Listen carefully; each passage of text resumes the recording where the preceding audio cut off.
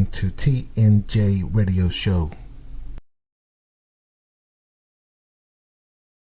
I'm back in this mug, with the TNJ Radio Show. This is Laraun J, one half of the connection, and we're gonna talk some stuff today. I'm really excited about this show.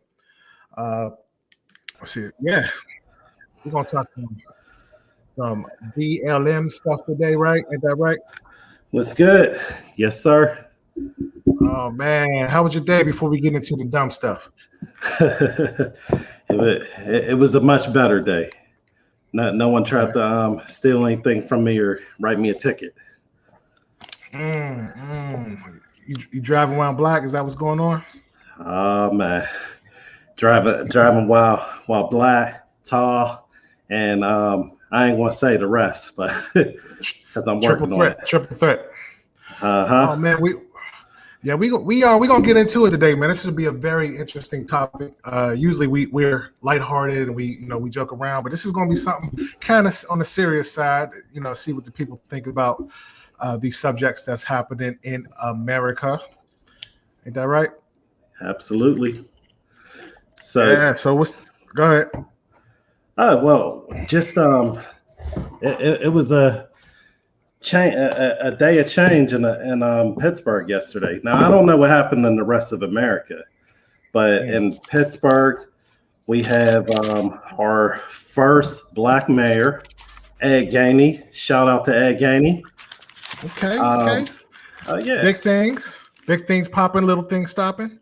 So I didn't think, I'm not going to say I thought it was impossible, but I thought that was definitely going to be a huge hurdle to be able to overcome. So, like I said, big ups to Ed. He's doing this thing, and hopefully he can make some change happen. Yeah, if anybody who's listening, definitely give us a call in, man. I want to know more about what's going on in Pittsburgh. I've been out the loop. I've been in Georgia since 2011, so I don't know what's going on there. So we definitely want y'all from the Pittsburghers to call in and just tell us what you think about having a black mayor. But what we're going to talk about today definitely is, would Black America be better? And what we mean by that is all types of things like education, entertainment, finance. Imagine if black people could be the majority, 70% black. Would that change anything in America? Right?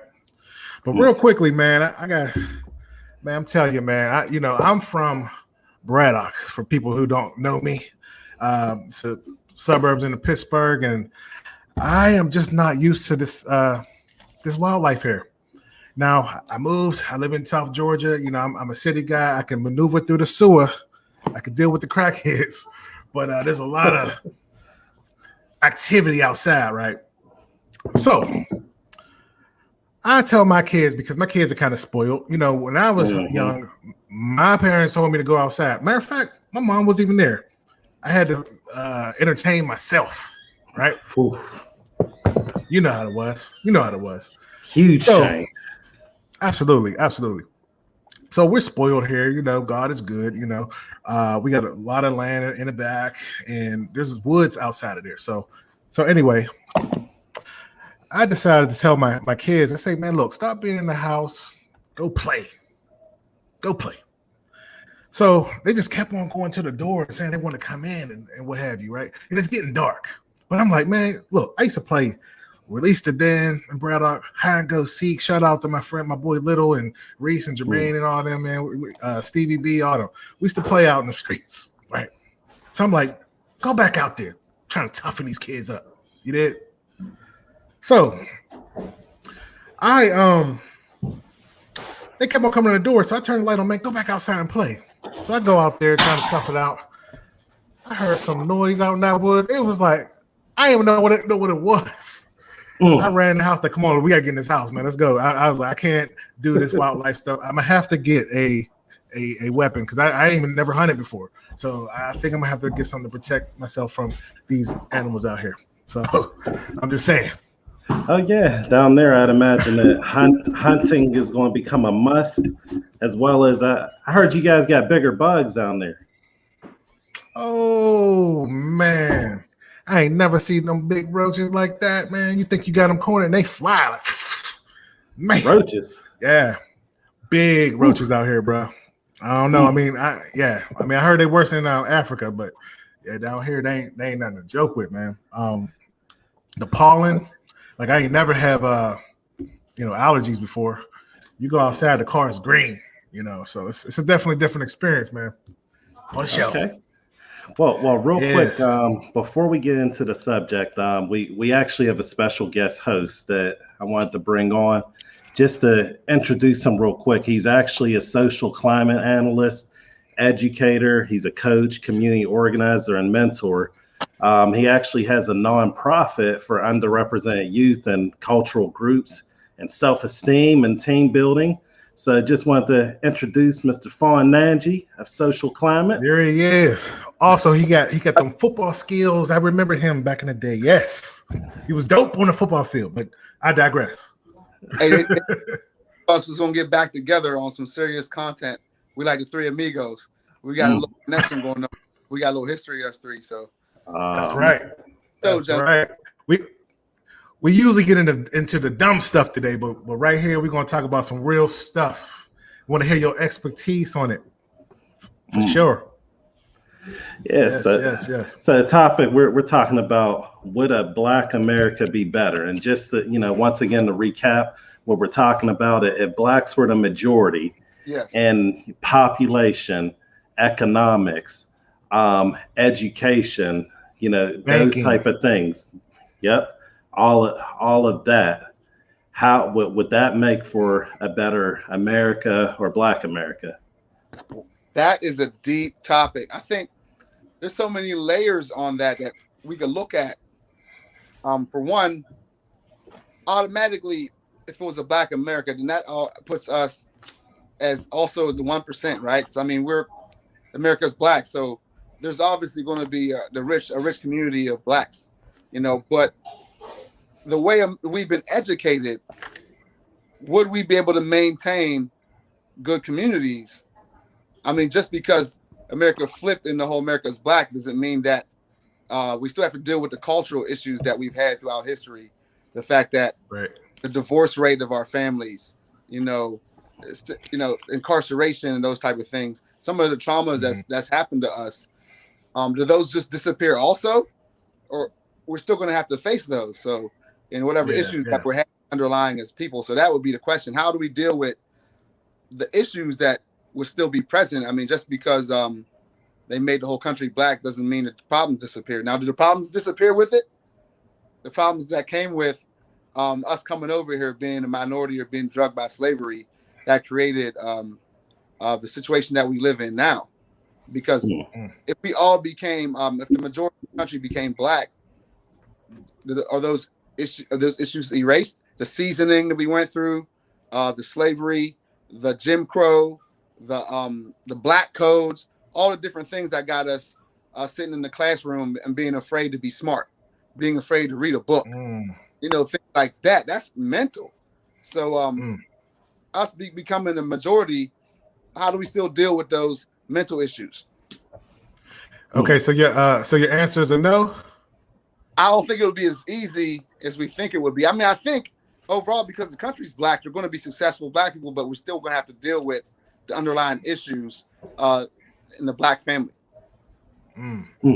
So the picture that I kind of picture whenever this question is brought up, and this is fictional, obviously, so we'll use Wakanda as an example. So this is a highly driven technological society that is lacking a lot of the, I guess, a lot of people are either close on level, or I wouldn't say the same level. There's still a hierarchy, right? But there doesn't seem to be any want or need and things like that.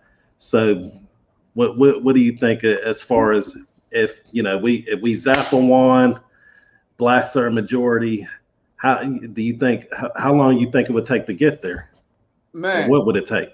Is it? I mean, our numbers are headed that way from what it seems as far as the population, because well, the Hispanics are growing a little bit faster than blacks, but according to the census and everything, the black population is raising, and Europeans are having children at a lower rate, and so their population is shrinking. So, I mean, they say it could happen closer to the year 2050 or something. That's what I'm hearing, which is not that far away. That's still in our lifetime. Yep, I'll be 30. Yeah. All right. So real quick, man. I want you to answer some questions, man. We're going to bring a caller on real quick, and we're going to kick it with us a little bit. All right, we got Swanee G. What's going on, Swanee? We can't hear you. Is you muted? Okay. Well, there you go. All right. What's up, fellas? Everything. What's going on? My man Fawn. What's up, bro? What's up, man? Good to see you in the house, Swan. No doubt, man. What you think about the question, Swanee? All right. I want you to repeat it. I want to see how you go ahead. I want you if you don't mind just asking the question again. All right. Go ahead. No problem. So if we were to hit that magic wand button tomorrow, blacks are the majority and everything, how long do you think it would take to get to a scenario like what is depicted in Wakanda, whether the technological part's available or not? I mean, honestly, it comes down to knowing who we are as a people, to be quite frank about it. We have to understand who we are as a people to even know where to go. But we need to know our history in order to move forward and know our future. And history is so important. So that's the first and foremost thing we have to do is educate our people day and night. Okay, educate our people. And without education, man, if we don't have the education of ourselves, we ain't gonna get too far. It don't matter how much money we got as a collective. If we don't know who we are, we ain't gonna get too far. Yeah, I agree 100%, man. That's deep. And you articulated that much better than I did. But I was basically saying, like, if we can't go back to our original way of life, our original culture, there's a nice little story. It talks about how in our natural environment as Africans or people of hue, we come from warm environments where there's always an abundance of food. So we have a sharing nature, a sharing culture. And we've been removed from that and taken on a culture that's not our normal culture.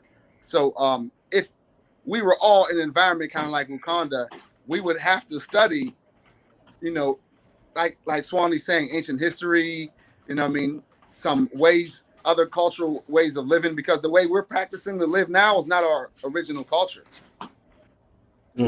Okay, so you're saying that with this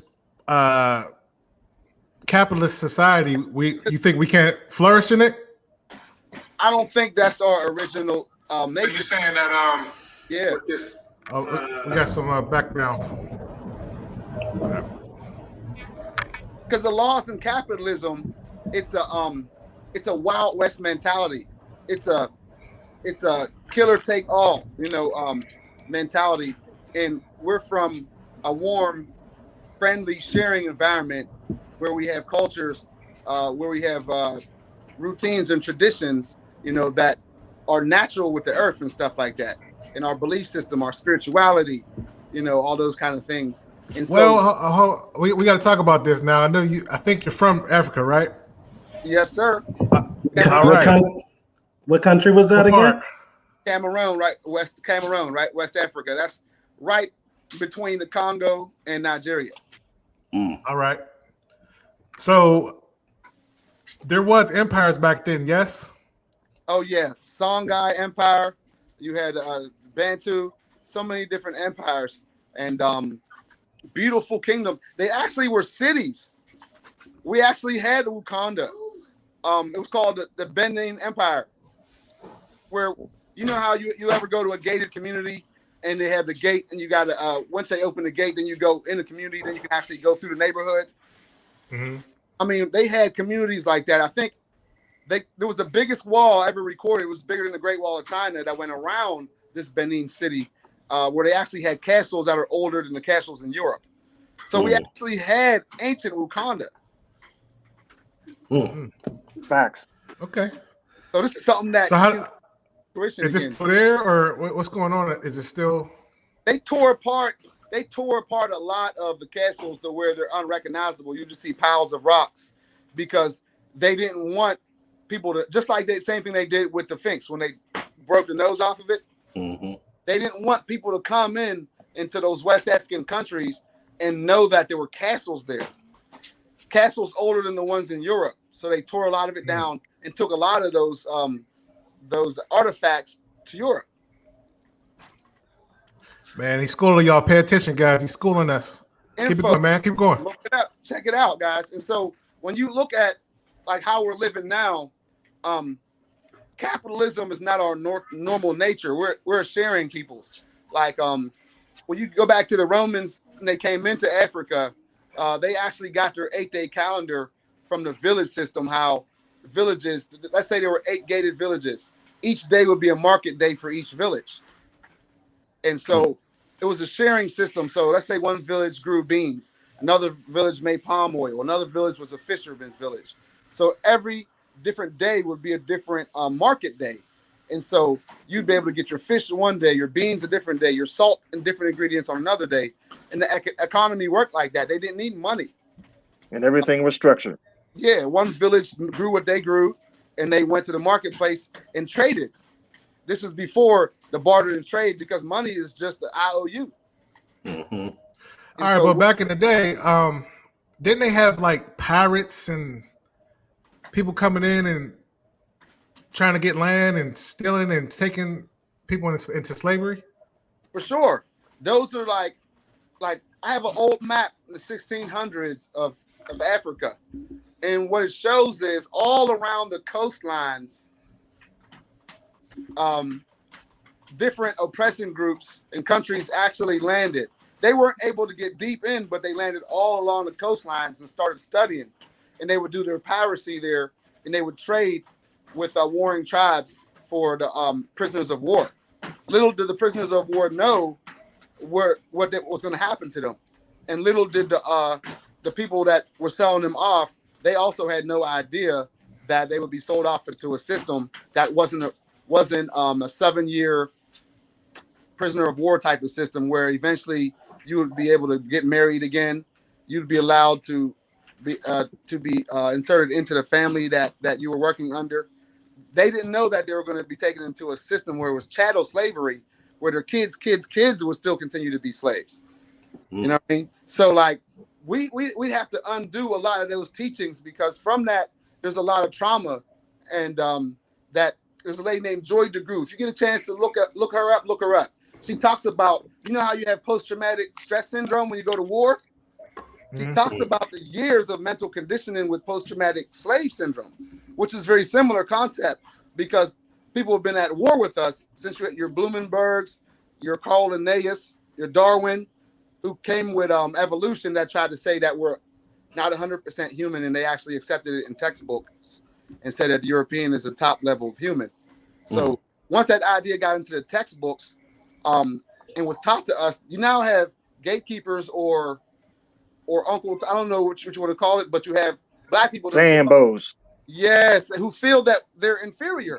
And they're worse than the white person because what they'll do is they'll protect the capitalistic system whenever you have a group of black people trying to network, trying to get out of that lower level.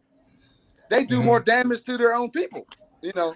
Well, let's not move too far towards the future. So going back there, I think you were talking about the 1600s. Yes.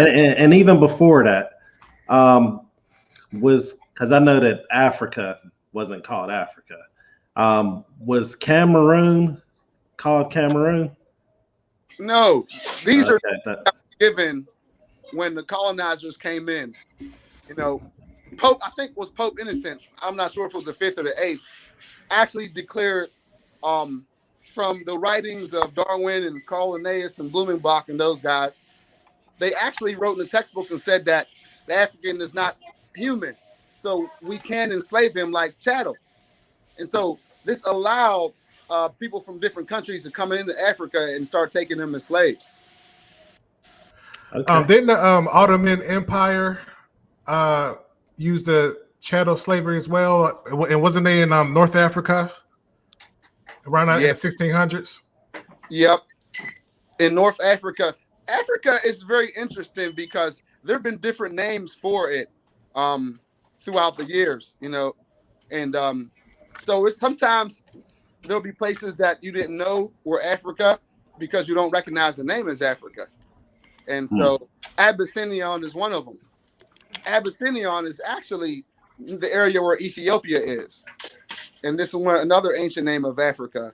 And some people say actually where Jerusalem is possibly could be near Lake Victoria and more where Ethiopia is rather than northern Africa that actually still is in the African tectonic plate. Facts. Where Jerusalem is, and that's all still considered Africa. Because the Suez Canal is not natural. It was man-made. In the 1850s. Yeah, so like there's a lot of history that we would have to learn, as my man Swanee said. It's deep and take time and look at it because a lot of times, a lot of things we do is actually pushing us even further away from our original culture and our original state. Okay, now most of the education that, of course, happens in the public school system is usually slavery, Martin Luther King, and I think that's usually about it, you know, as far as, you know, any type of African history or, you know, might have a mention of, you know, Napoleon, you know, going on a campaign, you know, that's usually about it. And Christopher Columbus. Oh, yeah. So I guess, you know, that's another good one. Pocahontas, you know. Yeah. So with those being the things that are do you think that all of those are necessary? And also, if so, what kind of changes or things should be added in? It starts with the fairy tales, man. The mythology, the ancient history. Think about, name some fairy tales from when we was young. Jack and Jill? Humpty Dumpty. Humpty Dumpty. What's the girl with the long hair? Rapunzel. Becky with the long hair. Becky with the good hair. Becky. None of these are our stories. You know what I mean? So when you're a kid, that's going to build your self-esteem when you're reading books and the characters look like you. This is why they changed the depiction of the Last Supper and made it white. It's because, you know, they didn't want to see the image of the black people over their heads. And when people ask, is it important that the people in the characters in history, what color they are?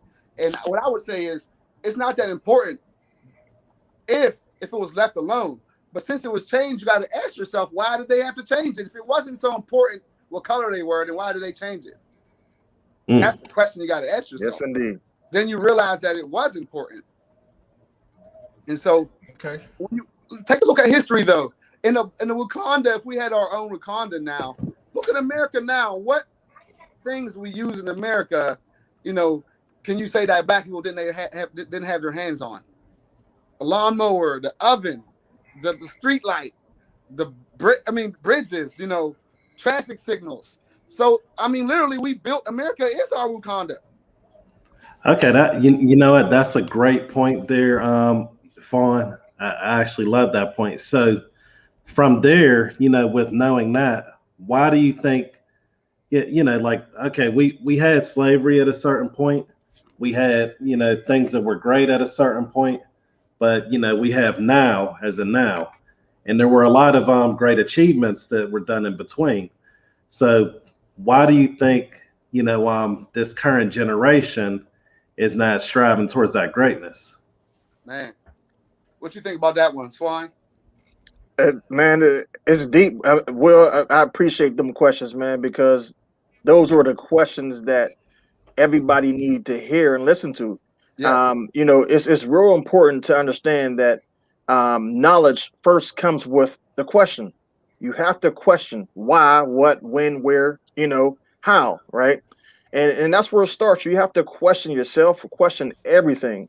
And to even get to that point, we have to have the discipline to do the study, to do the research, and grow from there. But we have to keep connected and stay networking with people who have that knowledge. That we don't know everything, and so it's important for us to always connect with others who may know something we don't know.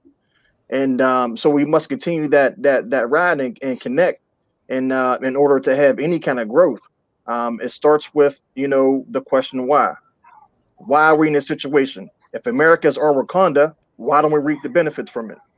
Like Malcolm X said back in the day, democracy is hypocrisy, right? So if democracy means freedom, why aren't our people free? If democracy means justice, why don't our people have justice? And these are the words from the great Malcolm X. You know what I mean? Yeah. So when you look at those type of things, you have to ask yourself why. Why are we still in the same state? That's a deep. I think a lot of it, and I'm trying to get out of the stance where I always gotta look outwardly. Someone else caused this problems to us. Someone else to manifest this negative energy. That's a great point. I think pride has to do a lot with that. Now we got you going in and out, Fawn, and as much as we appreciate Charlie Chapman from back in the day, we need you in there. Can you hear me? Yeah, can you hear me now? Can you hear me better? Yeah, you're good. Go ahead. Pride. We got a lot of pride, man. It seems like pay attention to like our generation in the 90s, in the late 80s and 90s. A lot of the music we listen to, if you be honest with yourself and go back and listen to it, a lot of it did have educational content, but they were still saying a lot of negative things. And if we're able to be honest with ourselves as we mature, we had to grow out of that. So now as we're watching the younger generation, they're holding on to their music, entertainment. That's how they always hit us. And if we're not able to separate the real from the entertainment, sometimes it can be confusing because every generation, they come with something different, so that the father generation and the daughter generation are not on the same page with each other. So are you saying the Generation X dropped the ball? Before them, the baby boomers, they got them different page than us. They had them on the feminine movement. Then they had us on the gangster movement because they took the man out of the home. Now they made the man a gangster. Now they've taken the man and pulled his pants down. So it's been like a different level of attack with each generation. And each generation, if it's too prideful, it won't look at what happened during their youth that was negative and be able to eliminate the negative and move forward. Each generation is being attacked differently. That's why when you have a broken home, it's so hard to heal it because the grandparents, the parents, and the kids are not all there to be able to decipher between the three generations what's going on. And some of the pride, you spitting that fire is a big thing. Everybody here, just pay attention, man. He's spitting that fire right here, man. Trauma between generations is a big thing because if you're afraid to say what happened to you, your children will never learn. Let me repeat that. If you're afraid to say what's going on with you, your children is going to be doomed to repeat it because they're following you and they're copying you. And if you're not saying what's happening to you so that they could break that curse, it's going to just repeat itself. Okay. Hold on one second. Swanee, I'm gonna put you in the queue real quick. All right. I got another call. I just wanted to get his opinion on a quick question. Hold on 1 second. We got Iwani Nanji. Where you calling from? Where you at? Where you calling from? I'm from the Braddock area. That's where I'm at. E-Dub in the house. Y'all both from the Braddock area? We in I'm in Wilkinsburg. Where you at? Hey, we stay in the local neighborhoods. Let's keep it that way. All right. Well, I'm gonna start it off right. I'm gonna start off right here. First off, we're gonna ask you the question: would Black America be better? Also, why is Pittsburgh getting gentrified? And that's what question I want to ask you. Oh, why is Pittsburgh being Pittsburgh. gentrified? Mm-hmm. Okay. The reason why Pittsburgh's being gentrified, just like every other city, the opinions of the older whites and the younger whites are changing. The older whites were more afraid of us. That's why they built the highways to go out to the Murraysvilles and the Monroevilles. They went out into the outskirt neighborhoods. The younger whites, they're not afraid of us. They go to school with us.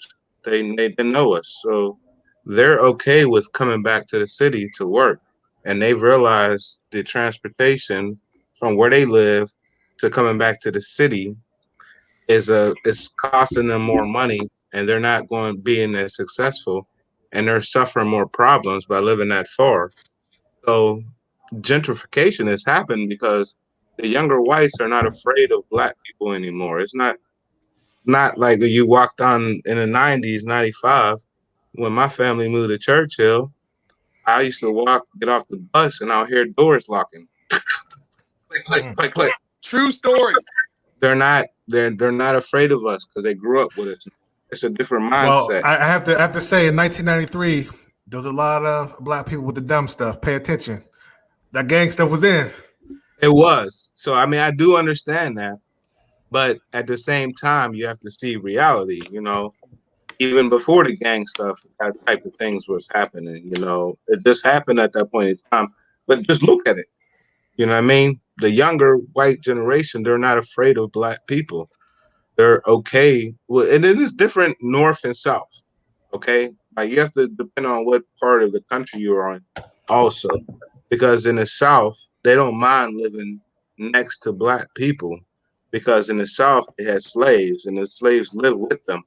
In the North, they didn't have slaves, so they didn't want to live next to Black people. So the North, they didn't want it. That's why you have all these separated neighborhoods. In the South, they might have more prejudice, but they don't mind. As long as you don't make more money than them, they're cool. In the North, if you make more money than them, they don't care. As long as you don't live next door. But that's changing. So that's what gentrification is happening. They're becoming more comfortable. They're spending more money into the communities. So my question, sorry to cut you off, but my question is, since prices are going down in the Black community, why don't Black people buy out their own community?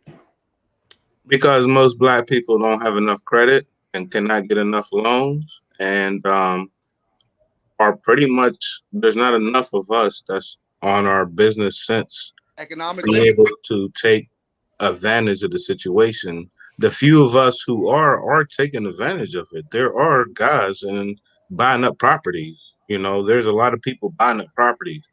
So it is happening. It's just not being advertised. So you're not going to hear about it unless you know the people. I work with plumbers, electricians, and different people who have trade skills. And I see and I work on the properties that they're buying and owning. It's just not advertised, so you don't hear it, but they are doing it. Yeah, East Liberty. Hey, you gotta. Yeah, in East Liberty. Go ahead. Can you hear me? Go ahead. Yeah, I hear you. Go ahead. In East Liberty specifically, guys, what happened in East Liberty is there were a lot of people that spent a lot of money in East Liberty, a lot of African Americans over the years. And what Iwani said was that the whites ran into the suburbs, and the African Americans were in East Liberty, spending money, trying to have businesses, but there was no ownership of property. They didn't own any of the property. So when it was come time to redo East Liberty, the people who got the loans were not the people that had been spending money in the community for all these years. The loans went to the people that were owning the properties. Those are the white people who were there. And so when they redid East Liberty, they made it in such a way that the people who had moved out to Murraysville, to Fox Chapel, could move back in and could afford to live there. And then the people who had been living there from the 80s and 90s could no longer afford to live there because when they gentrified it, they raised the value of the properties, and the black people couldn't afford to live in the same neighborhood that they've been spending money in the past 30 years. All right, do you think it's because of a lot of single families? Because what I notice is the people who are married, the man and wife who's working together, that's two incomes. You get what I'm saying? And since 1964, there's been a lot of 75% babies out of wedlock. You think that have anything to do with it? That's part of the game. If you can take the head of household away and split the family up, now they got to spend more money. That's more money that goes into the economy and doesn't trickle in the neighborhood over and over again. When people are married, they're able to save money better. Give them some talk a little bit about that, Iwani. You know, when you're able to save money, you can invest it and do more things. So whose fault is that? Is it our fault, or you know what I'm saying? Because we have this culture where everybody want to do me, and right now with the young people, they got this thing called YOLO with the millennials, right? So what is YOLO? So what does YOLO mean? Explain it for the old guy. What does YOLO mean? Basically, you do. I don't know the term, but you only live once. Yes, yeah, thank you. I had to look it up. Yeah, so we have to know what that means. You only live once. You know who also said that? What's the dude who got the statue of him, but Baphomet? He says, do as thou wilt. Yeah, I know what you're talking about. Hey, you only live once. That's the saying people have. So the problem we have is lack of education. That's what it is. It's not that we're more intelligent. Like what the people with melanin, at the end of the day, you grew up in high school, you grew up in grade school, you played sports. You can see the intelligence. I don't have to say too much. But when you get older, they flip it. And all of a sudden the curriculum does that. When you're in hold on. Let me finish real quick. The education part is what we're lacking. We don't have the knowledge that other people have. We don't know where to go get access to this certain type of resource. We don't have information that to get aid for our taxes. We're lacking knowledge. It's the knowledge thing. We have to keep giving each other more knowledge as we learn business. Because what about because sorry to cut you off, but it seems like there's a lack of trust in the black community, because there's people will come to someone and say they have an opportunity and they're like, nah, I don't mess with everybody. Do you think that have anything to do with it? Of course there's a lack of trust. You know why? Because we're all competing against each other right now. We're all trying to make it. Identity politics. We're all trying to make it, bro. So we're competing against each other. So yes, there's going to be a lack of trust until we understand that there's enough money to go around that we can work together. Then we will stop having that problem.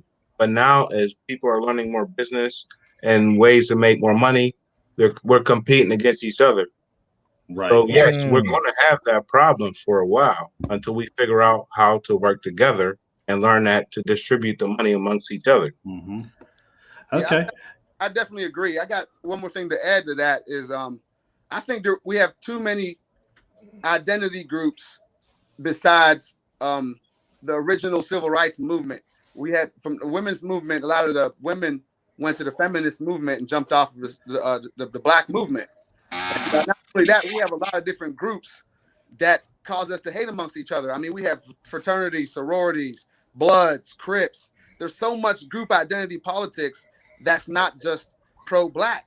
They have other interests. And so when you have one group that comes up and is successful and it's not their particular group, here comes the hate.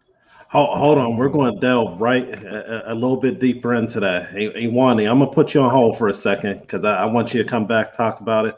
Hold on. I'm going to put Lupe. I see he's holding in the 1 second. You there, Lupe?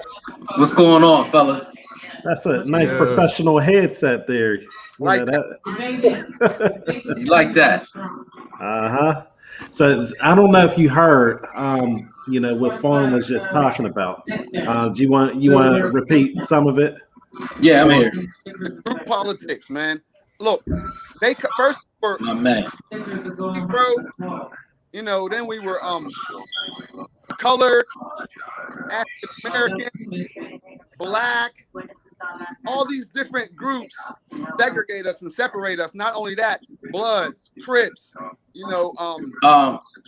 fraternities and sororities. What I hear from the one brother is he's naming all these different factions. Yeah. And in my opinion, the main issue with our community is there's no teamwork within any of the other races, group of people. One concept that I understand that they all have, they may have differences, but the one thing that they all have in common that they're all on code, the same code, and they have unity. Facts. It's teamwork. Facts. That's our main issue. In our group, another issue. Another issue that I see we have. Hold on, let me turn it down. Yeah, that's good. That's definitely some good stuff there. And one of the other main issues, what I'll say number 2 issue is within all those other groups and all those other factions, their men are in leadership positions. Their men are in charge. Ours are not. That's our second problem. Those are the top 2 why issues is that? we have. You see, why is that? Mm-hmm. Well, there's different variables. One of the variables are that our women, they took that deal. The feminists took our deal back in the 60s.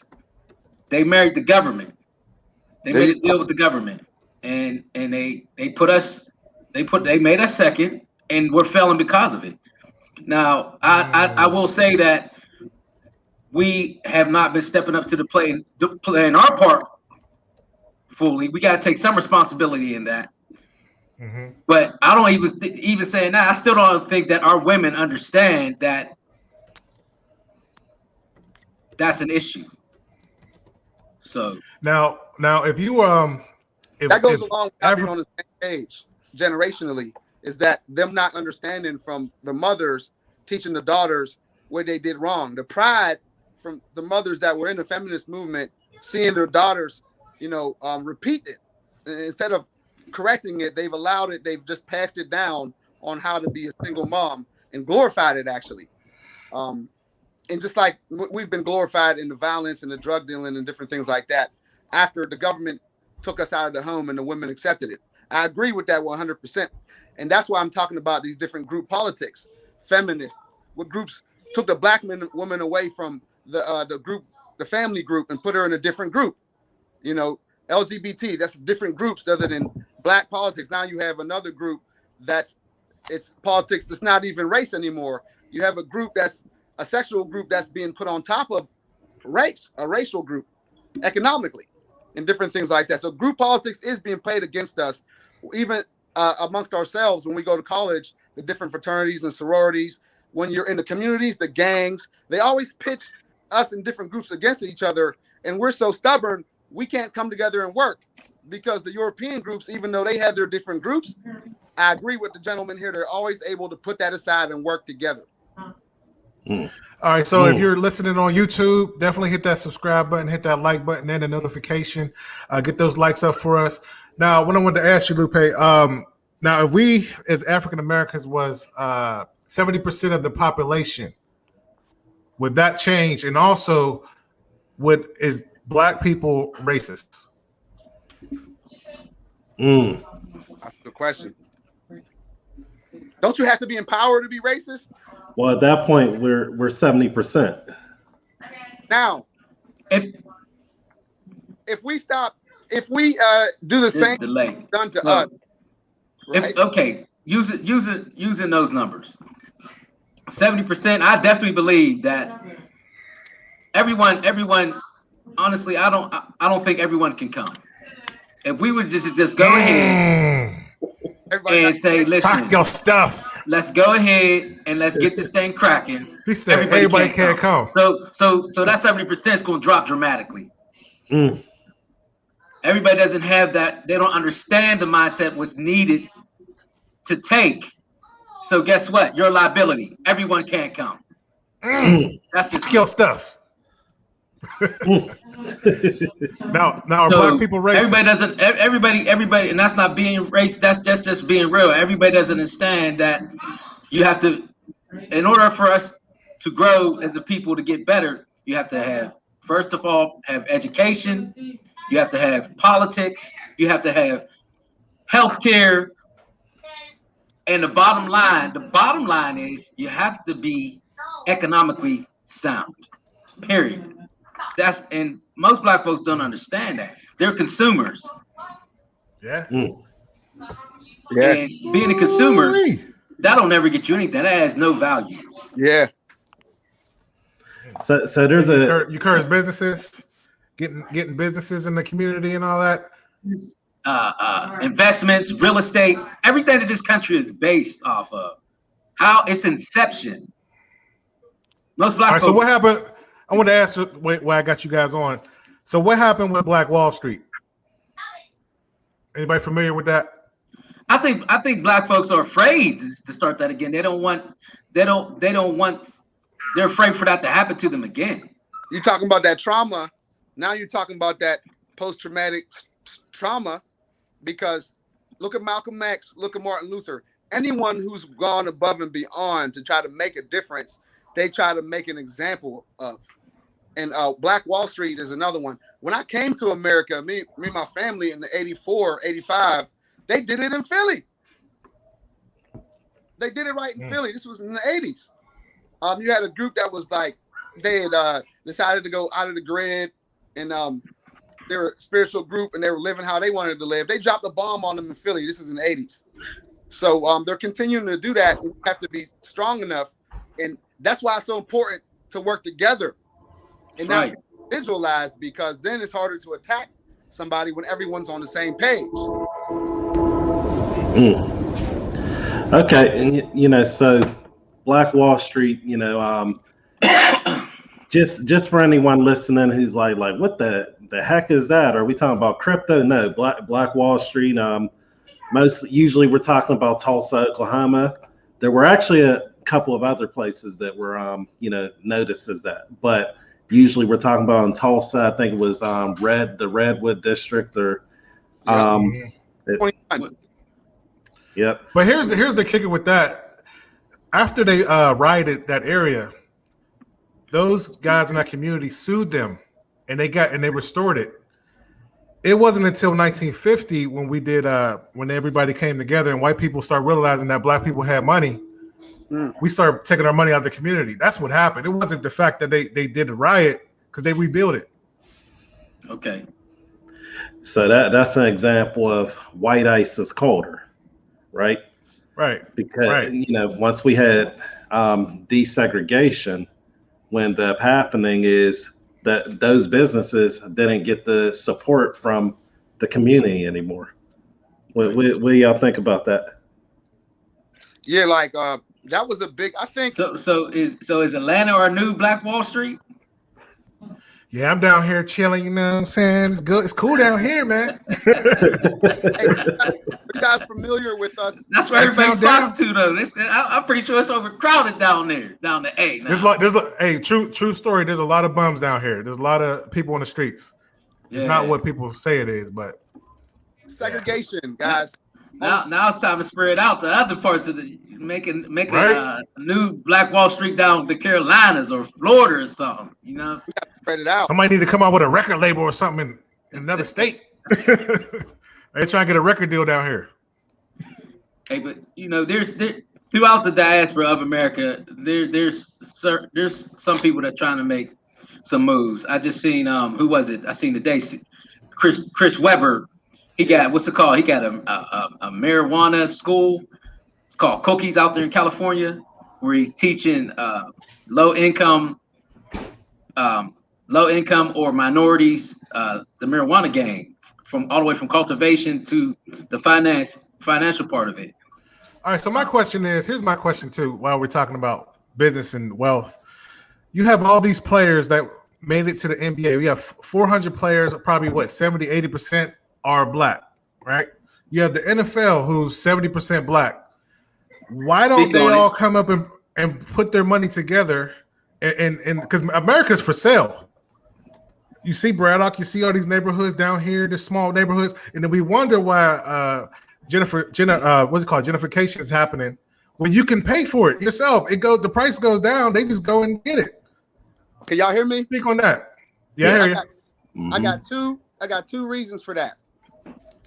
The first reason, whenever our athletes go into the major, I think that. Can you hear me still? Whenever our athletes go into NFL and NBA, what they do is they get financial advisors that talk to them. And what those financial advisors do is they try to lead them away from doing business with black people, with doing small businesses. I believe that. They scare them. They tell them that, oh, you'll get tricked, you'll get hustled, you get robbed, all your money will get taken. Put your money in this white group, this white investment group. We'll be able to protect your money. It'll be able to grow. So what happens is they channel our athletes away from doing business in their own community. When you say they, brother, who is they? Okay, is it people that is it people that look like me and you? The financial advisors, when you go to the combine, they have more than just people that test your running. When you go to be a professional athlete, they put you in trainings, they put you in meetings, they put people in front of you that are advisors, financial advisors, and they give you advice just like they teach you in school. They don't teach you black culture and history in school. So these advisors are not giving them information on doing black economics. On top of that, that's the first thing. The second thing is when these people leave the professional fields that they're in, you know, in the NFL, you got to work 4 years to get your contract, your lifetime retirement contract. What they'll tell you is they'll put in your contract that you're not allowed to talk about certain things, you're not allowed to do certain business moves, or you lose your money. Your retirement money, because you play 4 years, man, your body might be banged up. And a lot of those guys don't want to lose that money. They tell them they can't enter into certain avenues or certain businesses, or That's they'll what lose. They did with Colin Kaepernick. You're right. That's why he hasn't come back. They put it in our contract. You want that bag? Well, this is what you can't do or say. Yeah, I understand that. Play for the Steelers. I'm not going to say his name, but we're trying to do business in the community, and he wants to be careful. He can't even come on the podcast and talk because they'll take his money away if he says the wrong thing about, and then they feel it's against them. So these things are in the contracts, and these are underlying issues that are behind the table that we need to start bringing to the light so people can start. But what about when they get done with playing? Because most of them play, 3 to 5 years, and you have some that play 10 years.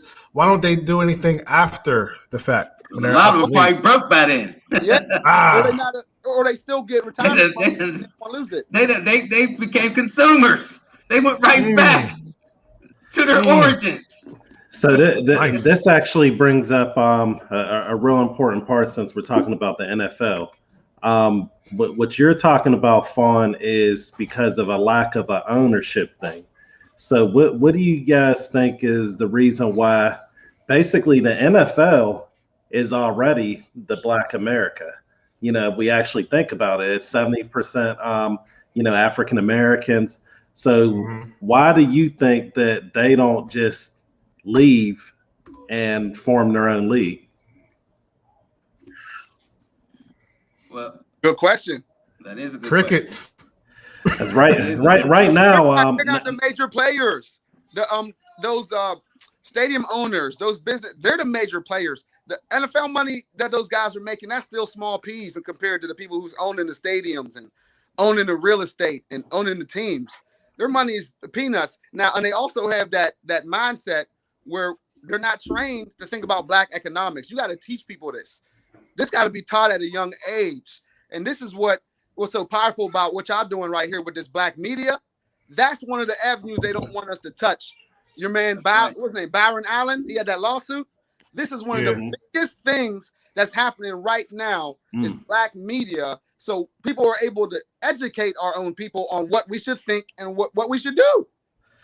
Now we're about to get into the danger zone. What I'm gonna do is I'm gonna actually bring Swanee G and Iwani, back on because Where's Loke at, man? I want to talk to Loke. This is my first time on the show. I want to hear Loke. More Loco. He taking a rest, man. He goes hard in the paint. He had to do his little church sermon tonight. He busy right now. Me and him, we think alike, man. Me and Lamy on this thing. Listen, I'm like, hey, that's my man. I need to sit down with this guy.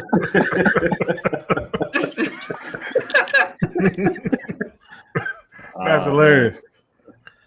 Yeah. So Swanee, what you think about what was said, Swanee?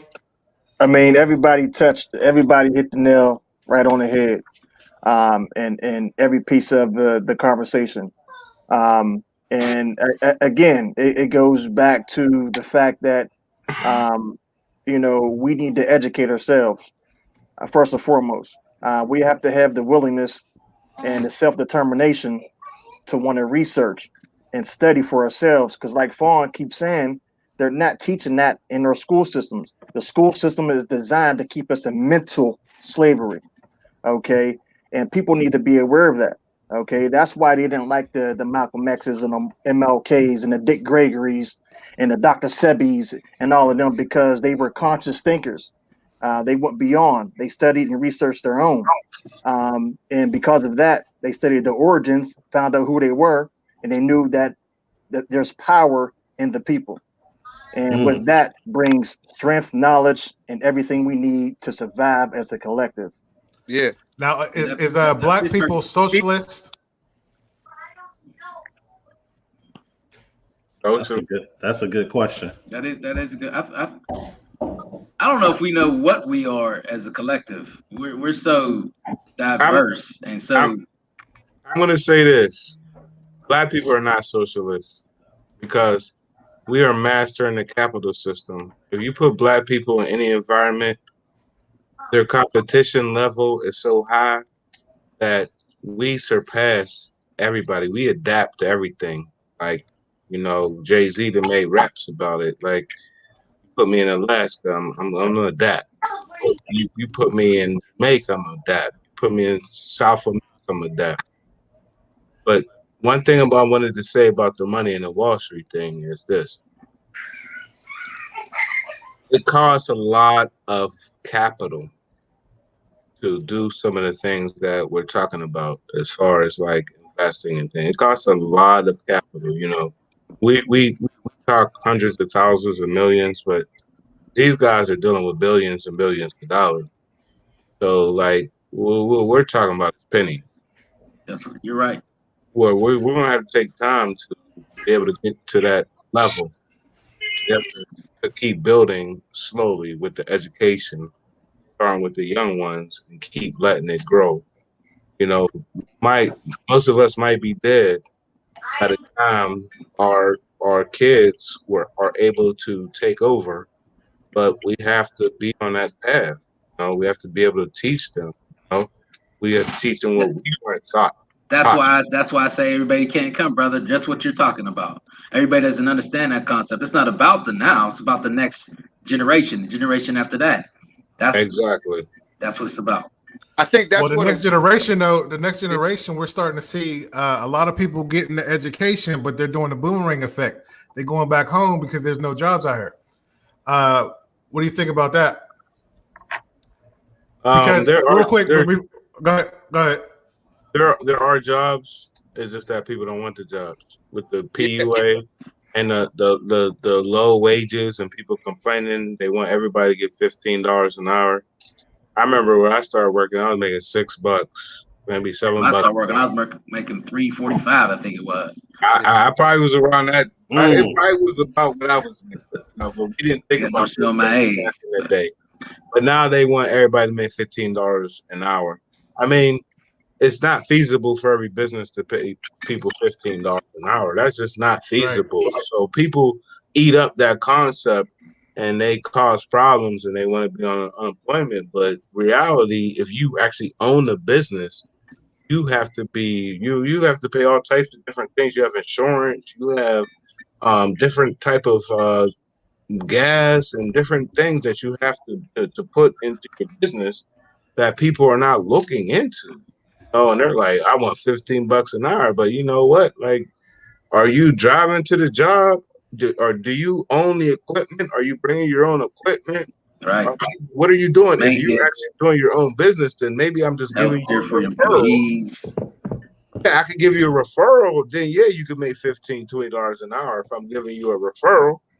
But if you're working for me, then it's, you know what I mean? Like, it's possible, but people have to be more realistic. You know, everybody, like, the Democratic Party has too many special interests, and everybody thinks that we should just have Speak on it, brother. That's work. another major issue of ours. We're too married Hold to the on, man. Democratic Party. You got what? Ed Gainey becoming the mayor of Pittsburgh. That's not the savior. Hey, I spoke to Ed Gainey, man. And I worked with Ed Gainey in the homeless community, man. He does a lot of work. I mean, politics aside, I'm an independent, so I don't independent also. I don't go with Democrat or Republic. I keep it real, Republican. You know what I mean? Like, the policies, the way it affects your money, the social policies, the border things, all those things have different effects, and you can't just be on one side or the other. Like, it doesn't make sense to me to be like, I'm just a Democrat. Like, I'm not voting for all that BS. You know what I mean? Like, I have it sounds like a lot of black people's waking up now, and it looks like the Asians are starting to be targeted to vote Democrat. Is that true? With these policies they putting in, they're scared of black people rising. Mm. They're scared of us kicking them out of our neighborhoods and taking over our businesses. That's what they see that's going on, and they're trying to stop that. They want to keep their businesses in our neighborhood, and they see that our businesses, we're going to kick them out of our neighborhoods and take our businesses in our neighborhoods back. That's what the main goal is, and that's what's happening. The social media is waking everybody up. Nobody's going to be keep happy going to East Hills to wherever you shop at East Hills. It's owned by everybody who's foreign. You go to Wilkesboro, you go to gas station. It's owned, all the stores are owned by foreign people. I'm foreign, you know what I mean? But I understand because I grew up in the city. So, you know what I mean? If I'm gonna own the spot, I'm gonna hire the people from the community. You know what I mean? They do hire the people from the community, but you look at it, it's like, damn, we can't own one gas station? How many black people name one gas station owned by black people in Pittsburgh? You can't. Nothing. We own air stores. I tried to call and ask about a gas station a couple years ago, and the dude laughed at me. He heard my voice, and he laughed at me. I knew why he was laughing, because he heard I was black. So I'm like, you don't think I got that much money? You know, you don't know nothing about me, but you're laughing at me. So that means you already have a predetermined mindset that there's no way I'm gonna ever get a chance to buy that gas station. So that's because the system is designed to keep us down. Yeah. And again, that starts with education. If we don't know that and understand that and know that going in, so we call a gas station up, call a Subway, call a Wendy's, any franchise we want to set up in our shop, set up shop in our neighborhoods, we go to do that, we're going to get rejected at the bank. We can have a 600, 700 credit score, and we can still get rejected at the bank to get that small business loan. But that person from, let's say, an Asian country or India, they come in on visas, they get Medicare, they get Social Security, they get food stamps, they get everything, and then they set up shop in our communities. And you ask yourself, how do they get that before we get that? And we've been here the whole time. Jim Crow laws, all the laws. If you read the books by Dr. Claude Anderson, he breaks down all the laws that have been going on since the 1600s. Before that, and every year, just like they're doing now, they're creating new laws every year. The vote. Okay. You can't give people water. You can't give them food. Come on, like hold that thought, Iwani. So that's a good thing. So you know, Dr. Anderson, he wrote on Black Power, White Wealth, and is that Black Power, Powernomics, Black Power, Black Wealth. But so look at the economics end of it. It seems like this isn't just a black thing. So when they say like the fight for 15, they could raise the minimum wage to $100 an hour, And what's going to end up happening is they could say, okay, we'll do $100 an hour, but now the burger is going to end up costing, $30. Yeah. Hey, but I got to push back a little bit here because these African American women are doing their thing. The African American men is no. I can't go with that. They're getting their education. They're grinding. They're grinding out here. The black men is holding back because we still in the industrial age. Can I ask we're you not a in the question, information age. Who raises those men? There you go. In the flesh. Hey, I'm telling you, it's a whole different scene down here in Atlanta. Listen, the men. Hey, I've been in Atlanta, been to Florida, I've been in the other countries, Dominican Republic, St. Martin, Cancun, Mexico. Marlo's in the house. What up, baby? There he is. Hold on, man. There you go. Who is teaching those men? Who are teaching those? Hey, my name's Luke, baby. I've been watching this show every time, man. You be spitting them gems. I say, hey, that's my cat right there. That's my cat. He's our DMX. We give him a segment to preach. What up, baby? But go ahead. I was just saying, who is teaching these men to act like that? We have to take back. We have to take back the education of our young men. Period. Yep. Well, part of that revolves around the laws. So we have a couple of things, and I want y'all to talk about. So we do have absent fathers, which we have single mothers. I mean, there's apparently a movement to say that that's not true, and I understand that there are a lot of involved fathers. Actually, just about everyone that I know on this panel, is who's a parent. I know for a fact, 5 out of the 7, that includes myself, Swanee G, I'd assume he's doing this thing, especially being married longer than a lot of people have been, even in a relationship. He's been married, more than my oldest, my second oldest teenager. But how do y'all think that, so when we talk about that, there's abortion, the child support, system, those type of things. How do y'all think those are affecting when we get to who's raising who? Well, let me jump in real quick because it starts before the whole system as far as child support. You got to go back into how the cocaine got into this country and how that destroyed our communities. Okay, the 50s and 60s we were powerful. That was the last age of people in community. Okay, in the 70s, and you had the last greats. They're all gone now. Okay, and you got the 70s and 80s. You got the cocaine, heroin, and everything else coming into our neighborhoods, where broke everything up. And like to Fawn's point earlier, the man was out of the household. Okay, so from that moment, we already had it. It was already against us from the beginning. So the child support system is set up. It don't even make sense. If I'm out there with resume trying to find a job and I can't get a job and they send me to jail for other taxpayers to pay for me to be in jail. Does that make any sense? Nah. And how are you supposed to pay child support while you're in jail? Let me tell you something, man. Child support is big business. They don't give a damn about the child. They don't give a damn about the child. It's big business. Loco. Child can be sitting there. Keep them having a job. Exactly. No, the child with the mother, the mother's unfit. She go to court, boo hoo hoo. Then you got to pay extra child support. Child sitting there looking at the father like she want to go with him, he or she. Of course, don't give a damn, man. It's all big business, man. Everybody know that. Mm-hmm. When we're teaching our daughters that they should take the children away from the father for several months, and then send them a letter to sue them for child support, it's an ingrained culture at this point.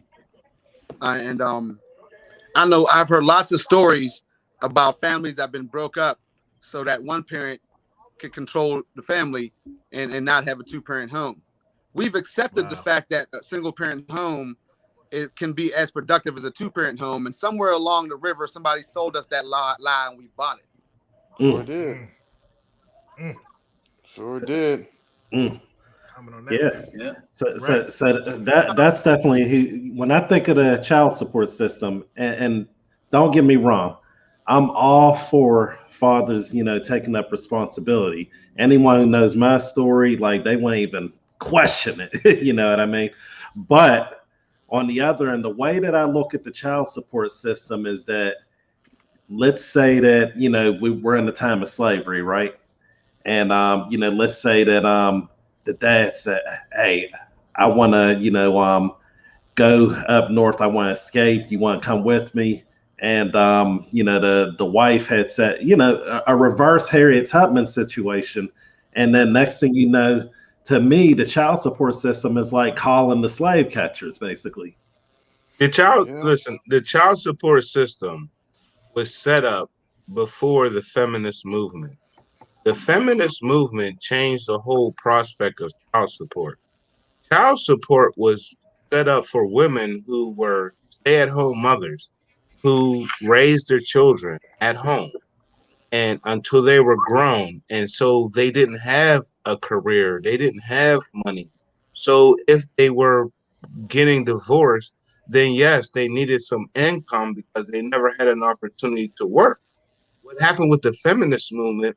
Now they are working, making money, not raising the child. And when they divorce, they still want the money. So it was set up for women who chose to stay at home. But now the courts will give the money to any woman, period. I mean, unless she's making more and you can go sue and find out. But that child support was not set up for career people. It was set up for women who stayed at home and raised their children. And that's what we don't have. The women don't want to stay at home. They don't want to raise their children. You end up paying for the damn daycare at the end of the day. They still ain't raising them. And then when they sue your ass or leave your ass, you might still have to pay. So the system is completely messed up because it's not working the way it was set up. It was set up to help women who did not work and stayed home and took care of their children. Right. Man, that child support's a hustle. That's It's all. a trap house. The new trap house. It's a hustle. Yeah. Because I probably make 10 times more than my kids' mom. I could take care of my kids way better than her. They don't even Facts. consider me. They don't even give me that option to say, "Hey, listen, you want to have the kids? We'll give you the kids. You're able to better financially take care of them. Here you go. We'll help. We'll put a plan of action for you to have the children." A lot It's of a hustle. You the wallet. The courts need the money, though. The courts need exactly. It's big business. Kids remember memories, not money. Yeah. Over history, guys, it's been traditionally men most of the times don't want to go to court and try to sue for shared custody at the end of the day, honestly. And a lot of times women have taken advantage of that because if you don't fight for some form of custody, that means you're automatically giving her primary. So as the primary, this is where she's going to go to the courts to get money. So a lot of times when men, and the situation doesn't work with the relationship, men oftentimes are like, you know what, I'm gonna go work and be a man and do what I can. So it's assumed that the woman gets primary, and because we're not educated on it, men are not going for shared custody so they could be a father, because that's where the support's really needed, is the custody, not the money.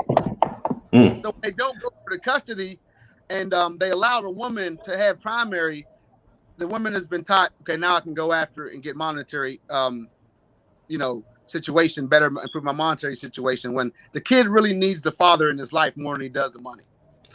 Right. And real quick, for anyone just joining, we're talking about, would Black America be better, specifically. And Marlon, since you had just got on, the way we were actually looking at it was if Black people were the majority in population, government, economics, those type of things, would Black America be better? So what's your thoughts on that, Marloka?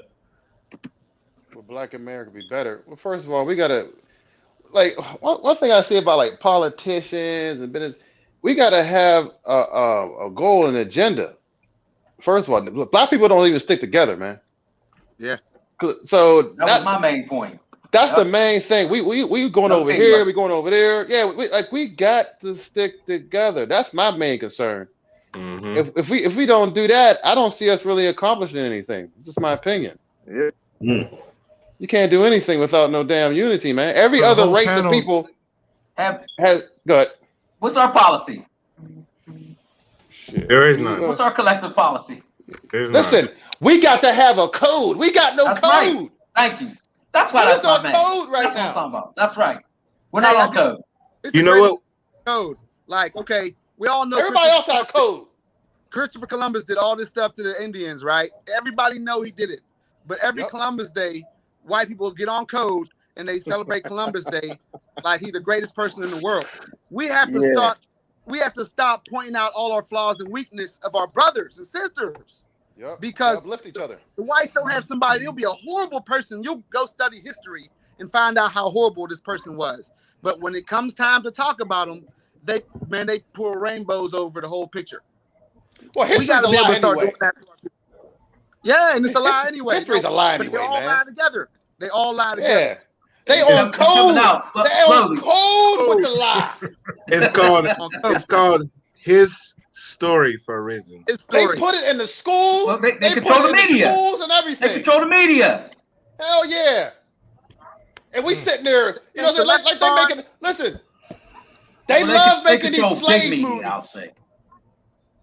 Oh goodness, Lucky Charms, right? You had in Ireland, you had these black people, these little short black people. They killed them all. They said they killed snakes. Right, William Thomas. Then they put the pygmies. Right. They were called the cons. Leprechauns. They were called the cons. Put it on a cereal box and call them Lucky Charms. You know.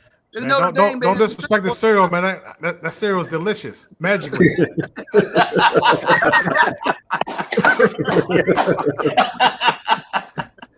We got to get out of that. On that But look, we got to be on code because if we build all these businesses, they're gonna try to knock them down. Yeah, you know what I'm saying? They're gonna try to knock them down, man. They're gonna find a way to take that business. I know a friend of mine who had a business in Squirrel Hill. I forgot exactly what the story was. They pulled some stuff on him, man. They said, this is out of ordinance. This made up stuff so his business wouldn't be valid. So he had to close down his business. It's a true story. He was pissed. He said he started tearing up the store. He said, I know it wasn't the right thing to do, but he was like, I was so pissed off. That's the stuff they pull on you. That was in Squirrel Hill. That's they already have it set in legislation to be able to do that. Yep. Yeah. That's where things happen. That's where things get changed. It's through legislation. But you know why that happens to us? Because we don't know inspectors. Yep. We don't know certain people who can come and we have no allies. We have no allies. That's another thing. Our women aren't even our allies. We have no allies. Look, listen, at the end of the day, we just have to keep getting educators. So we need more electricians. We need more plumbers. We need more inspectors. We need people who actually control what's going on outside. When you do work outside, there's somebody who has to inspect the work. And no matter what job you're doing, bridges, electricity, plumbing, HVAC, you know, you don't have enough people in place yet. So we need to keep working to get more people in place. I have a question. Why is it that, and I'm talking about foreign, you guys are foreign, foreign people like Nigerians and Asians and Indians are making more per capita in the household? Like Nigerians, families make over 6 figures. Nigerian families are actually the richest families in America. They make more money than even the white people and Asians. Nigerians are the highest. They don't have all the contacts that you're talking about when they come over here. They have a different mindset. Right. They're on code with each other. Don't let me get on Nigerians. Hold on. They're not held back by what has happened to them in the past. So when they come here, they're not thinking about anything in the past. They're coming here and they're looking at every opportunity and they're but trying why are we focused on because that's what I'll let you talk. Okay, because of the media. Why are we focused on why are we focused on slavery? Like my kids don't know anything about it. Listen, Well, the people that Nigerians. told me that. I It's went to the Willing media. Hills. They told me that in first grade at Willing Hills. Right, but it's the media. They keep when they make movies, they only make certain movies. When they show you things, they I only don't show let you my kids certain watch things. movies, and I didn't have cable till I stole it. You know, in Pittsburgh and Braddock. You know what I mean? Had one of them I mean, crackheads that's go on the hey, wall on the thing. hey, Listen, hey. We didn't ram cable up buildings and all that stuff. That's back in the day. Now you have everything on your hand, so it's a different situation. But you know what I mean? You have to. They're hungry. They don't know about any problems. All they know is that they're gonna come here and they're gonna get some money.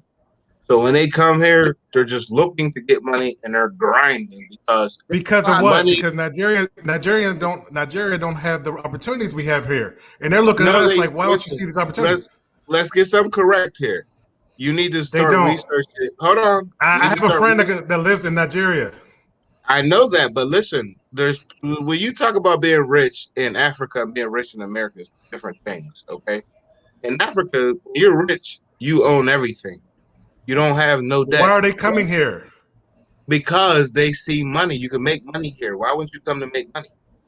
Because when you're That's what my they're wife doing. is they my come wife is here to from run from their own country. Listen, my that's wife. what you think. True. Hold on, let me clarify something. I'm doing some work for a Nigerian woman. They're shipping stuff to Africa on a monthly basis. See, what you guys think is garbage, they're shipping it there, and they're making tons of money off of it. See, with the mind concept is different. Listen, when I was a child, when there's children there, think about your household. Every child in every room has a TV. They have think of all the accessories they have in their bedrooms. If you go to these other countries, they might live in a one garage apartment with 3 or 4 kids. Four of So them sleep in one bed. people need to travel to other countries. It's just not Africa. If you go to the Dominican Republic, if you go to Haiti, if you go to Jamaica, if you go to Punta Cana, there's people struggling everywhere. They do not have the people who are here that think they're poor have way more stuff, You're right about way that. more stuff than You're right about anybody that. in a third world country. Like people are poor with 3 TVs, 2 cars, a whole living room, bedroom sets, but they're You're poor. You right. go to another country, they're living out of a garage, a whole 3, 4 people, 5 people. So people That's my don't. right. To add on to Right. that You're too, right. also they don't learn to spend money like you do when you're born in America or you come to America at a young age. Mm-hmm. They sell you things with entertainment and That's media, true. so you take on a culture of spending money. You become a spender, a Or the consumer. consumer, like he That, said, that consumer. Mm-hmm. Right. when the foreigner comes, they'll sleep 8 in the bedroom so they can That's buy the true. business. Whereas we'll Yeah, you're buy right. Jordans, we'll have to buy things for our girl to look nice, and then she leave us anyway. The Mm. Nigerian woman ain't spending no You got to money. pay to play. Talk this Let me stuff. tell. Eight Let of us me. gonna be in this house, and we all gonna save money until we get it. If you don't like it, you could move on back to Nigeria. Let me tell Whereas you they're something about not dealing with Nigerians, man. Shit. cultural issues that we got to when we're here as a young age, and you buy into this materialism. Good Real stuff, Exactly. quick man. in the out of the comment section from Dwayne Smithson, we have, even if a majority of politics were black in this country, there is not control. Even for whites, politics who want to do right, there is that 0.01% who steal everything from the lower class to the government. Not saying it would or wouldn't be better, but I'm saying there wouldn't be much change. Um, he also said, "Shout me out, Bill." So that I don't know which Dwayne Smithson is. That's either my dad or my brother. So um, if it's my dad, happy birthday. It's my brother. I'm surprised you're still awake. Now is that Boule? Is he talking about Happy birthday. If this is your dad, happy birthday. Happy birthday. Hey, I want to say something, man. And somebody offend some people. This ain't meant for all Nigerians. One thing about Nigerians, they're not. All of them ain't on the same code as us. They don't understand. Like they come from over Nigeria, and they don't really agree with how we feel about like slavery and shit like that. Yeah, they come over and get that money, but they're not on code with us, man. A lot of them ain't. A lot of people don't like to hear that though, but it's the truth. It's like Hey, an Italian. can I It's like say an something? Italian and an Irish. You know what I mean? They're both But you white, know, but we they wasn't both like African Americans wasn't the only ones that was enslaved, right? Right. right. But they still ain't Can I- on code with us. Can I say something? New Right. Yorkers ain't on code with Pittsburghers. They have a different mindset. Yeah. Well, Florida guys, I went to college. You go to college, New Yorkers ain't on the same mindset as the Florida niggas. I mean, the Florida people. Yeah. So you can't just say that it's Nigeria. There's people from all different parts of the world. You have to take some time to understand the different cultures. The problem we're lacking in Pittsburgh is we don't have cultures. If you go to Chicago, if you go to New York, you go to New Jersey, if you walk out within an hour, you can see 15, 20 different cultures. You go to Pittsburgh, it'll take you 2-3 months to see that, man. So we don't have the education in Pittsburgh with the different cultures. So by traveling and seeing the different cities, I went to Chicago and I walked for an hour in the middle of downtown. I didn't hear no English. For a whole hour, I'm in the middle of Chicago walking. I didn't hear no English. Thousands and thousands of people. It's not like Pittsburgh. Their downtown is like 20 times the size of Pittsburgh. And I'm walking in here, thousands of people don't hear no English. So we in Pittsburgh don't have the same culture. So that's why we have a different mindset. You go to a big city where they have Cubans, they have Mexicans, they have Africans, they have Europeans, they have Russians, they have South Americans. There's people from everywhere. We're stuck in Pittsburgh. We don't have the cultural understanding because we don't see it. So that's why we have the mindset. We don't see it. You're in Atlanta. If you're in Atlanta, right? You see more culture than we do in Pittsburgh. Yeah. Definitely, you have to.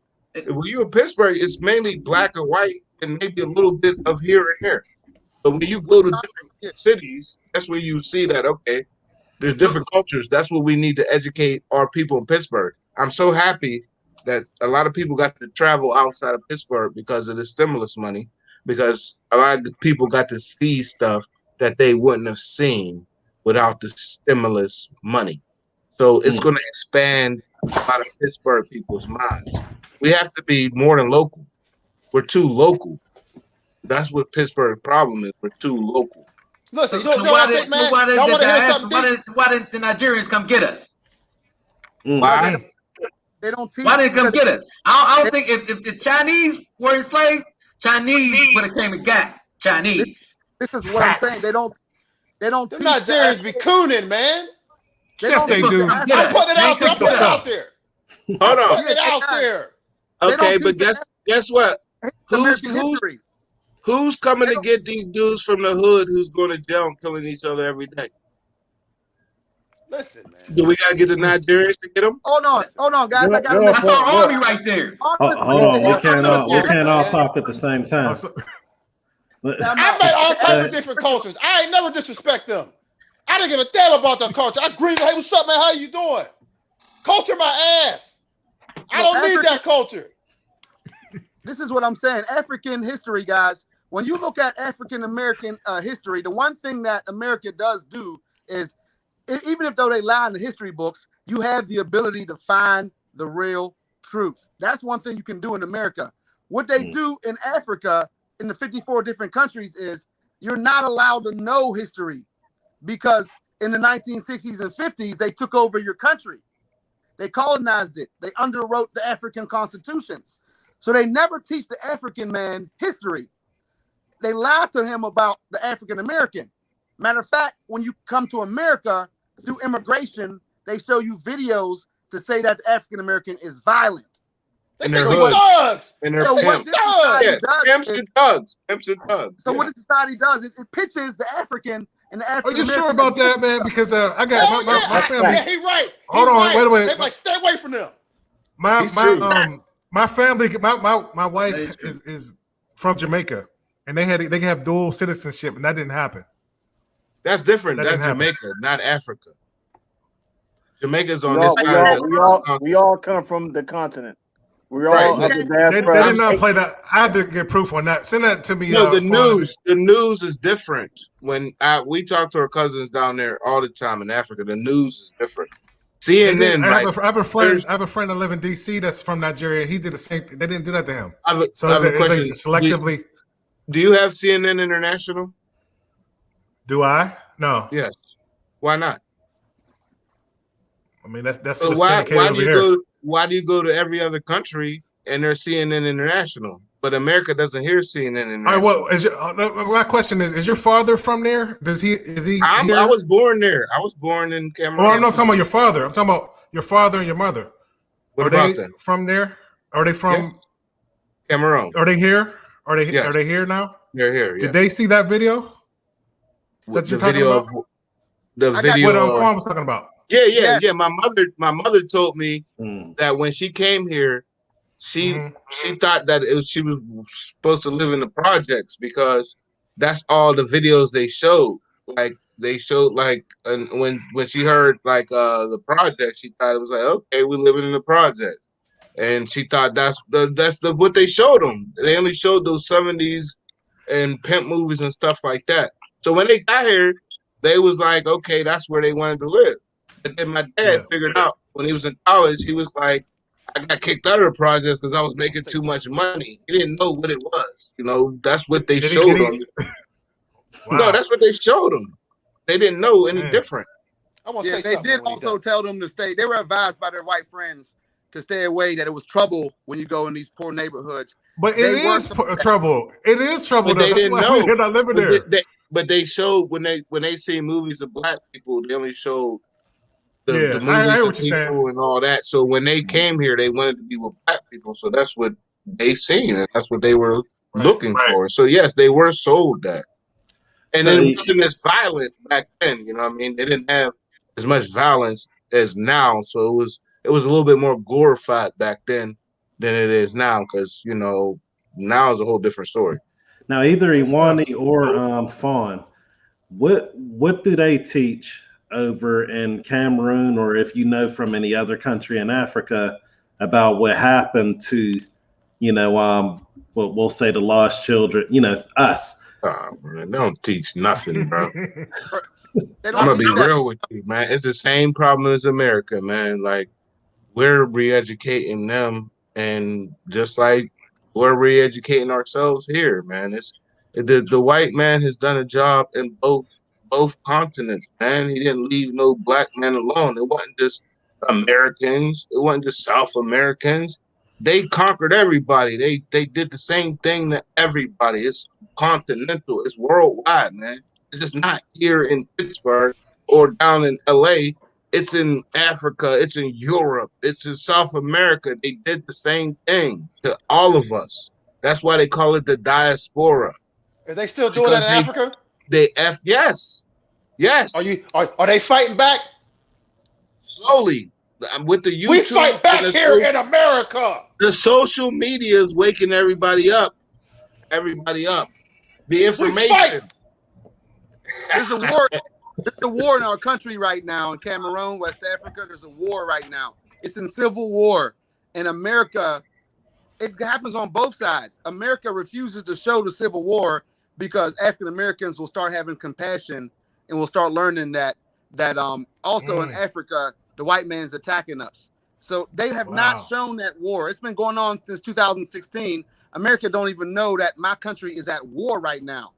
That's how deep it is. So just like they tell Africans that African Americans, they lie about African Americans and what's going on with African Americans, they don't tell America that our country's at war, because people wonder what's going on, and people will start asking questions, and African Americans will start caring about Cameroon and what's going on over there. They would have an interest. So they actually haven't talked about this war all 4 years. It's 5 years now. Since it started 2016, nobody even knows my country's at war. Wow. And the majority of the black people in America are from Nigeria or Cameroon. Look it up. I want you to know. What? That's why they don't want you to know your country's at war. That's our country. That's crazy. We're all from the same place, bro. Like, to be honest, we all from the same place. That's facts. Okay, so we're talking. Here's one thing. I've asked a lot of people this question. That's the main topic, and a lot of people, they said, H no, heck no, Black America wouldn't be better if, and I already told you guys the parameters. So how do you guys think that the non-existence of chattel slavery, like let's say that it never happened, how do you guys think that would affect a Black America? If slavery never happened? Chattel slavery. Mm-hmm. Oh, the one that lifetime servant. Yeah. Lifetime. If chattel slavery never happened, we would not be economically disenfranchised. We would still have apprenticeships. We would be able to be teaching our next generations how to continue to run the economy, how to continue to run business. Well, hold on, Fawn. No, I'm talking about if we were already at that point. So remember, we're the majority in population and economics as well as government. A lot of people still have a pessimistic view, even if that were to happen. That like some people are saying like nah, we'll be screwing each other over, or people, the hierarchy will still be what it is. So I'm gonna say this, man. The mindset, if we keep a Western culture mindset and we eventually take over, then it's gonna be the same thing.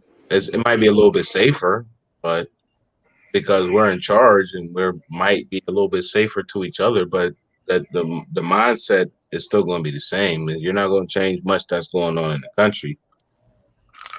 I mean, like, I agree. Hey, look, I agree. I think that if we get our economics together and we succeed, other Black people want to get in on it and want to get in and make their own businesses, and we got to have weapons. I hate to say it, we got to have weapons because you know what happened when we had that Black Wall Street.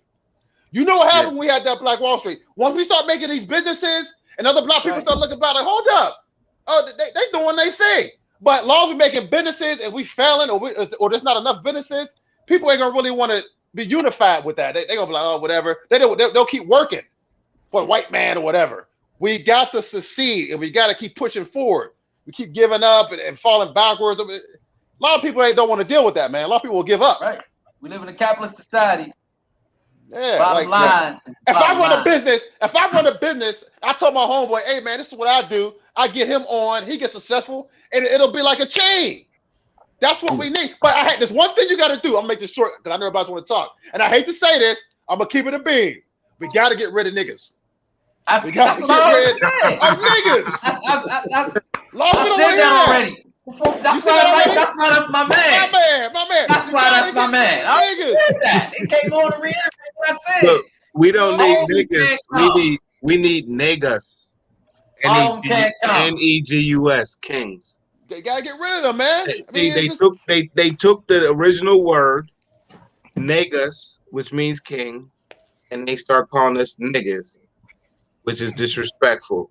We need to go back to the niggas. So we need to understand that the original origin of that word means king. They just flipped it around. We need to flip it back. Right. I don't like the word period. I just use it though, but I don't like the word period. The original word means king. Negus. Negus. That means king. That was a word for king. So they took our king word and turned it against us, and now we hate it and we use it in a different way. That's another thing in the history. Because we create. We create. I know. I mean? But they try to keep us. They try to keep us in this mindset. Like they always make these slave movies all the time. Every other month is a slave movie, but I don't never see them making movies about how we was kings and queens. It's like they always keep us right here. Like remember what you were? You were a slave. That's right. That's what you are. That's why it's so important to understand history prior to 1619. Okay, you got to understand the Spanish and Portuguese in the game. Okay, in the 1500s with Christopher Columbus.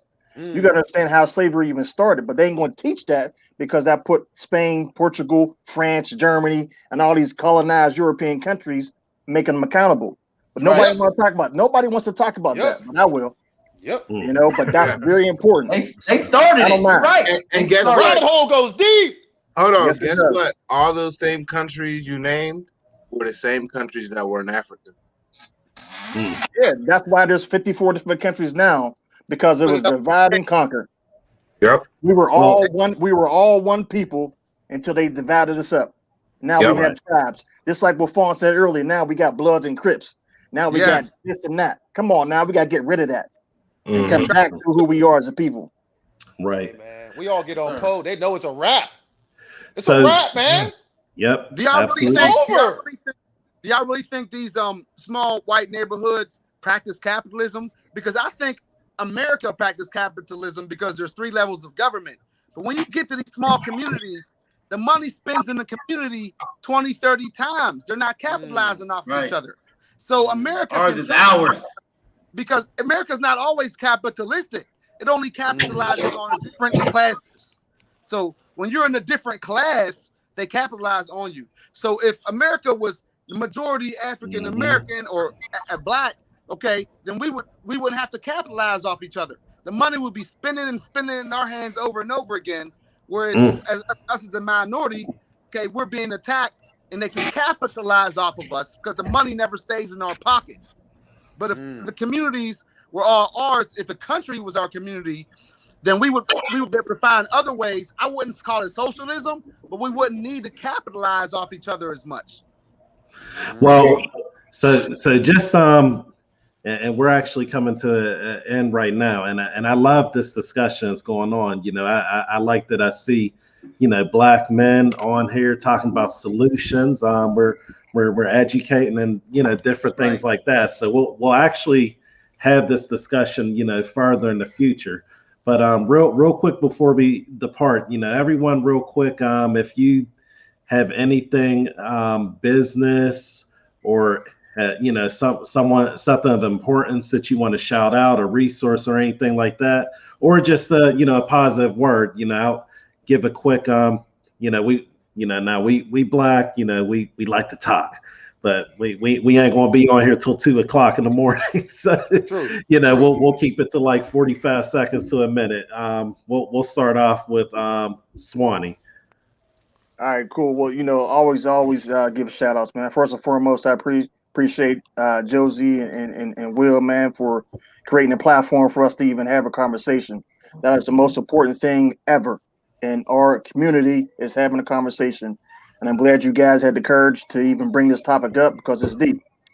And it's very important for us to understand our history. It's very important.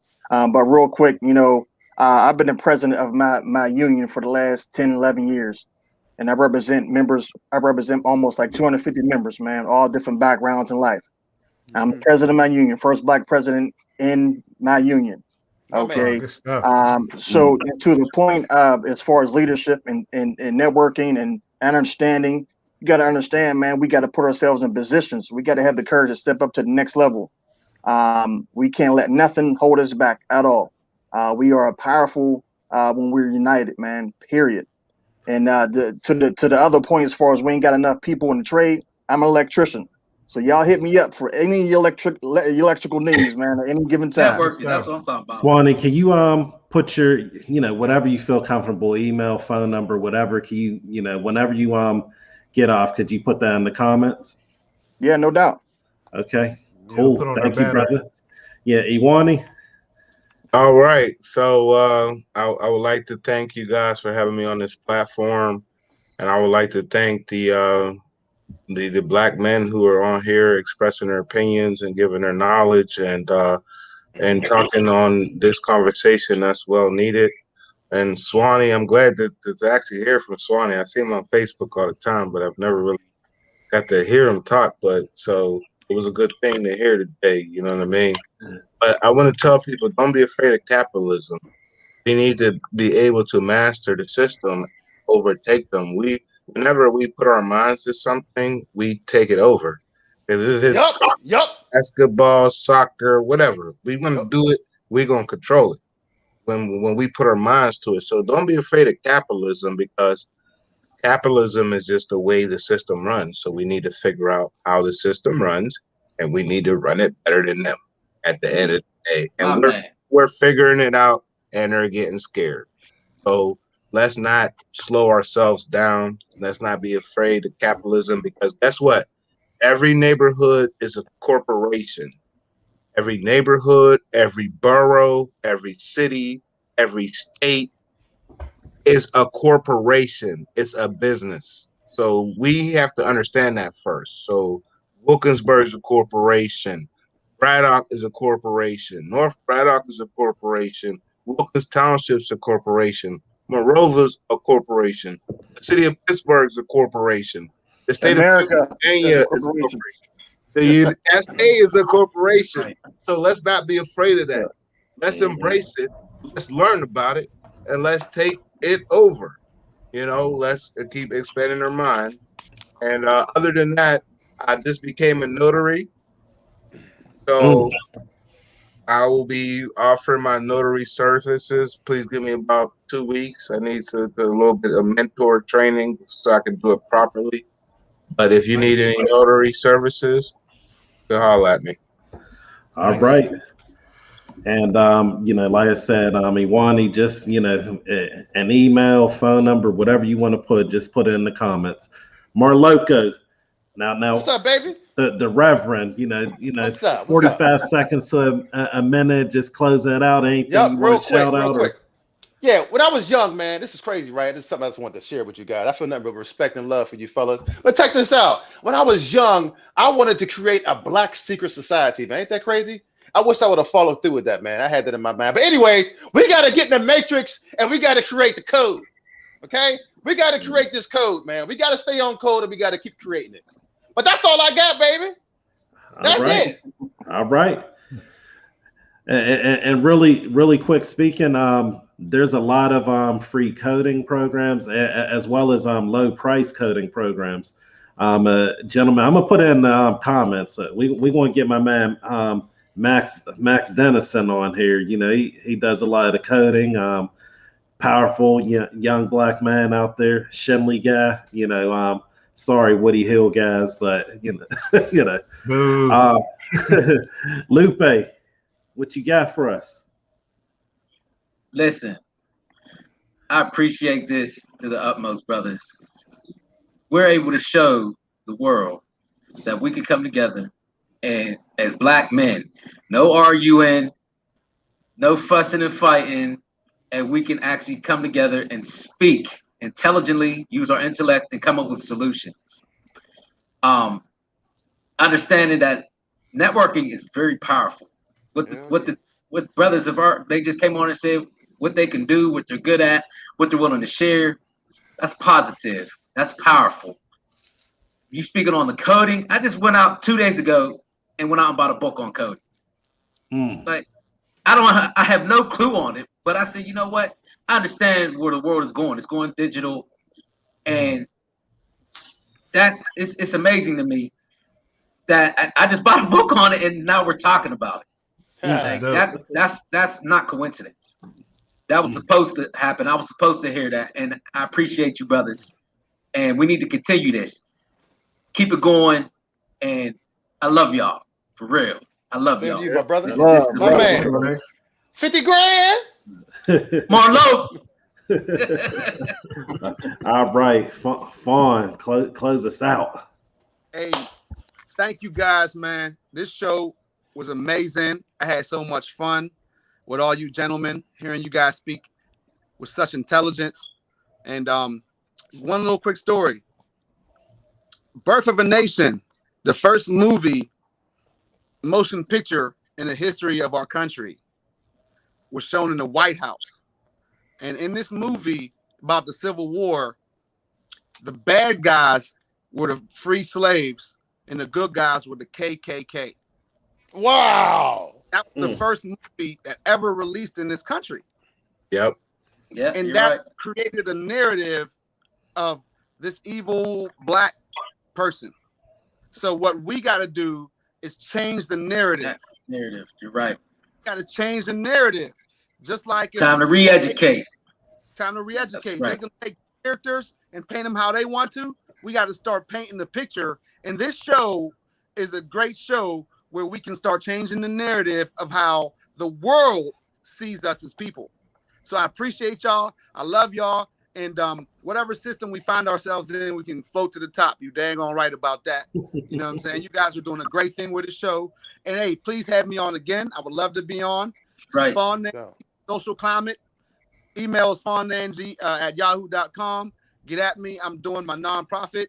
I'm really waiting for board members who want to support and bring some expertise before we really launch this thing. But right now, I don't need money to mentor. I do Zoom meetings with kids. I teach kids how to do trades. And so we have a financial literacy program. We're starting up with Iwani, with my brother. We're doing big things. True for Youth is on the way. We're going to create that organization you was talking about, True for Youth Nation, man. And we're going to have everybody with a card. Love y'all. Man, keep All right. Love, big. Man. love, bro. Oh, that's right. All right. For everybody on here, you know, if you can, because this was a dope conversation before you guys go, send it to share it with your friends, man. 1, 2, 3 times. The people who's watching on YouTube right now, definitely like, subscribe, and hit that notification bell, because we got some stuff in store coming in the future.